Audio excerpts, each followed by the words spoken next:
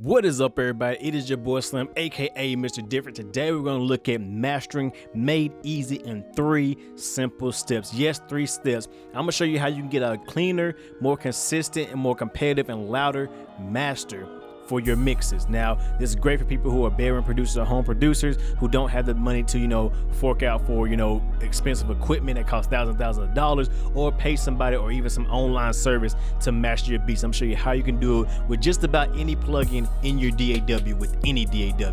So yes, now we'll say we're using third-party plugins, but you can follow along with any plugin that is similar to what I'm gonna be using. Now, the 3 steps I'm gonna be looking at is compression, EQ, and limiting. That is it. Now, there are stuff you can do in between and after that, whatever, it doesn't really matter. You add your own flavor to it, but the main things we're gonna focus on are just that: compression, EQ, and limiting.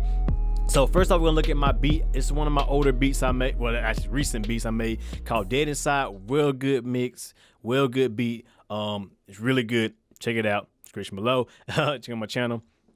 But the main thing is that this beat is the headroom in the mix. The mix is really good in this beat. If you got a great mix, then you can definitely have an amazing master. So keep that in mind. Now, one thing I kept in mind when making this mixing this beat is my headroom. You want to stay within between -6 to -12 dB. Well, preferably -12 or lower, but no higher than -6 dB of headroom or dB on your metering, because that will give you more room to, push your track louder and make it sound as good as possible. So I'm gonna play the beat in the section of the beat where it's, where it's the most loudest, so you can hear, and you'll see just how much headroom this track has. So I'm gonna play it right now.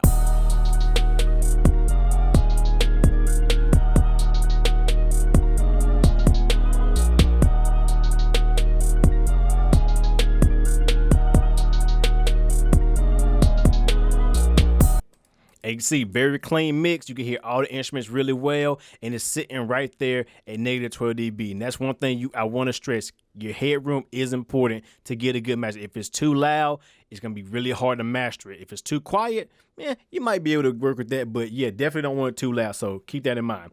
So first off, we're going to start off with compression. I'm going to be using the FabFilter Pro C2 because it's one of my favorite compressors. And like I said, it's basically got all the functions of any compressor, so anybody can do this. Now, when you're doing master compression, you don't want to over compress it. You want to keep it, very subtle, but just enough to tighten it up. So first off, I want to keep the ratio about 2 on the ratio.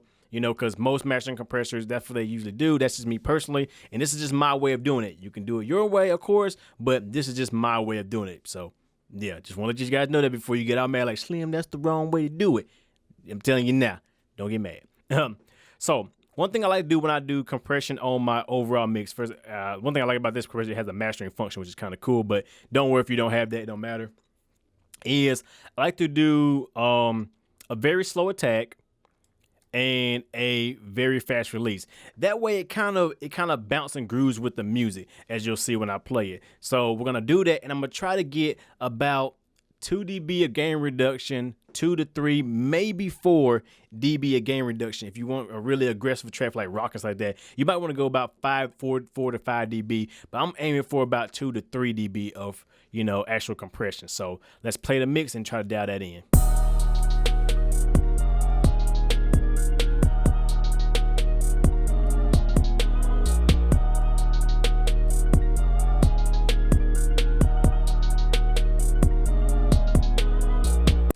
Okay, so I'm getting my 3 dB of gain reduction, so I'm gonna have to bring it up. I'm gonna bring it up about 2 dB, because we're reducing it by 3. I'm gonna bring it up 2. Let's see how that sounds.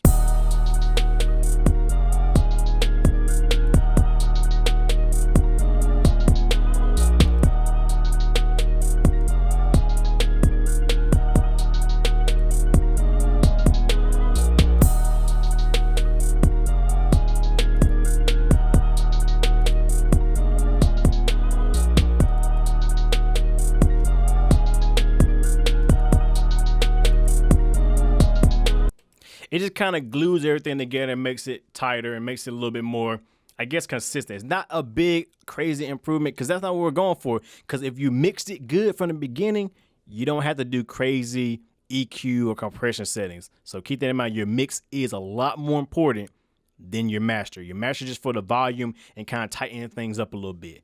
So now that we did that, we can go to our EQ. I'm using the FabFilter Pro EQ2, which is basically a parametric EQ, a simple parametric EQ. So you can use any EQ that you want. One thing I like to do when it comes to mastering EQs is I like to roll off my highs and a little bit of my lows to kind of clean up the stuff that's not going to be heard by the human ear or needs to be popular. Because no point of having frequencies that are not even going to be perceived by most people anyway. Now, you can argue with me about that, what it is, but that's just what I do personally. Do it yourself, try it out, and see how it feels. So, first off, we're going to start off with the lows, of course. I'm going to do a really good I'm going to do the highest slope or dB slope I can do. And what I'm going to do is I'm actually going to go too far and then bring it back. So I'm going to push it to I'm cutting a lot of my bass out and then bring it back to where it comes just back in. So let's do that. Make sure. All right, let's do it. Here we go.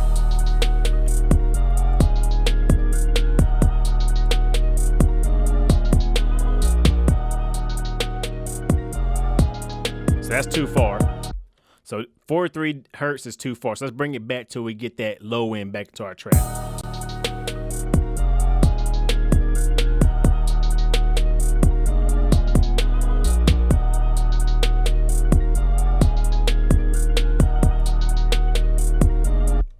And then I'm gonna set it to like a very gentle slope.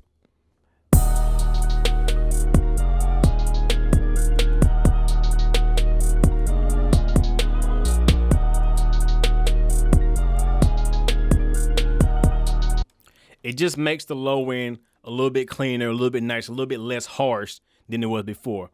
Now I'm gonna do the same thing with the highs, of course. So let's do the same thing. Push it too far, bring it back.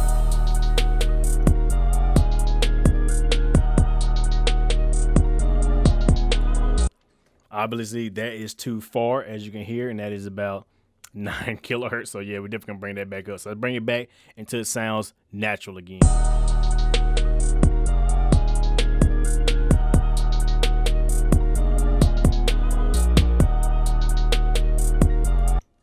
And then we're gonna do about 12 dB slope.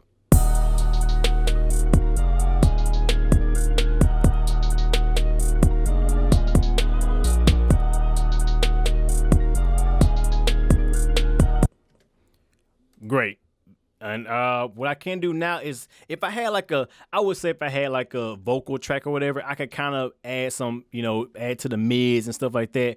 I'm not gonna do it here because I really don't want to do it since it's just an instrumental, but you can definitely add, like, we'll say,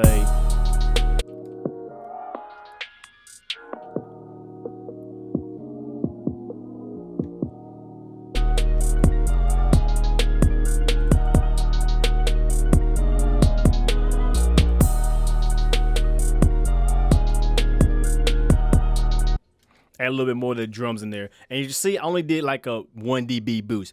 Now, when you're EQing a whole track, you want to do between 1 and 2 dB of reduction or enhancement because you're mixing a whole track. You're not mixing individual stuff. So when you make a booster cut, you're affecting everything in that frequency. So you got to keep that in mind when you're EQing that. Now, since that's done, we're just going to give it some limiting. Now I'm using the Pro L2. The FabFilter Pro L, which is my favorite limiter, of course, and we're just gonna crank it up until it gets loud. Now, one thing I do is set my ceiling. On most limiters, they have a ceiling to set how far you can push it. I like to keep my ceiling at -1. Reason being, because when you're going to MP3 or some sort of format like that, like for iTunes or YouTube or anything like that, or MP3 in general, it will have overruns or intersample peaks, where I think it's called, if I'm pronouncing it right, where sometimes it does go over 0 dB, which is bad. If you're going for iTunes, you can't have nothing go over 0. So by having a -1 ceiling, you are prevented from having those intersample peaks to where you don't have it distorting, all that kind of stuff. And you can actually use I think Maximus from Isotope actually has a way you can listen to the codec and hear, them intersample peaks and see if it's distorting, converting it to MP3 or whatever else. Matter of fact, just to show you what I'm talking about, cause I have Ozone 7 too, but I'm not gonna use that. Come on, Ozone, where you at? Where you at, buddy? There you are. You right behind FabFilter, of course. Bye-bye. Right here, you actually list, you gotta go to the, 1 second. Sorry about that. We were experiencing technical difficulties, but right here in the codec section, you actually listen to, you know, the different codecs and actually hear the inner sample peaks and stuff like that. So that's a good tool to have. If you own Ozone 7, you can definitely do that. But anyway, who cares? All right, so now I'm gonna crank it loud and try to get, you know, a little bit above or close to -6 dB, probably to about -3 until it's, or really till it starts distorting. So let's do it.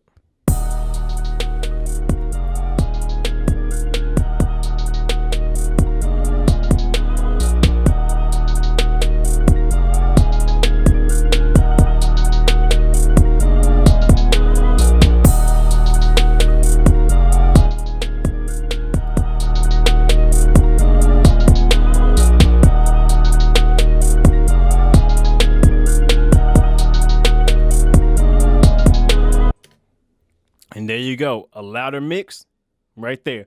As you can see, I aimed it for a -6 dB. I just did that because I feel like if I went a little higher with this particular mix, it definitely would have got a lot muddier and a lot, I guess you can say, a lot more distorted, which I don't really like. You can definitely push it harder or louder depending on your mix or what you think sounds good. But if you go too far,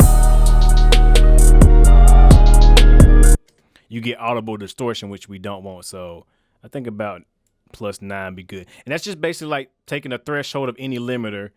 So if we go to a limiter, let's go to Fruity Limiter.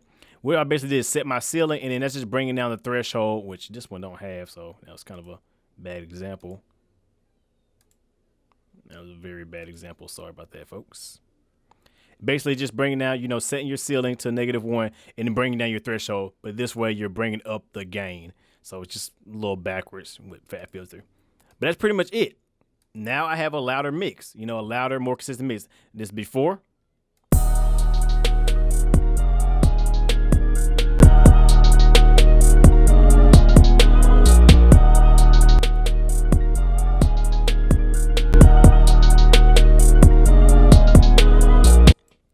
There, right there. Very simple, very easy way to master your music and make it louder, more competitive, and more appealing to the listener and the artist or whoever you're trying to submit your beats to, or your fans who you're trying to submit your songs to. So I hope this guys helped you out. Keep it simple. Remember, keep it simple. Do good with the mix. Watch the headroom, and you know, do very little things, and you can get a great result just like this. I wanted to make it as easy as possible to understand without it being overcomplicated. There are a lot of videos that overcomplicate, you know, mastering. Like I said, if you don't have the experience or the know-how or the equipment to really properly master something, a quick master like this can get you great results, and you know, potentially get you more money, clients, whatever. You know what I'm saying?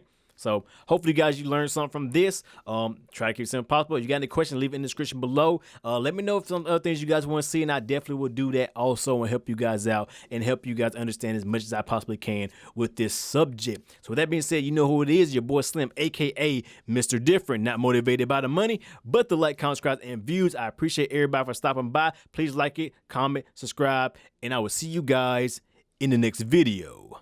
Have a good one.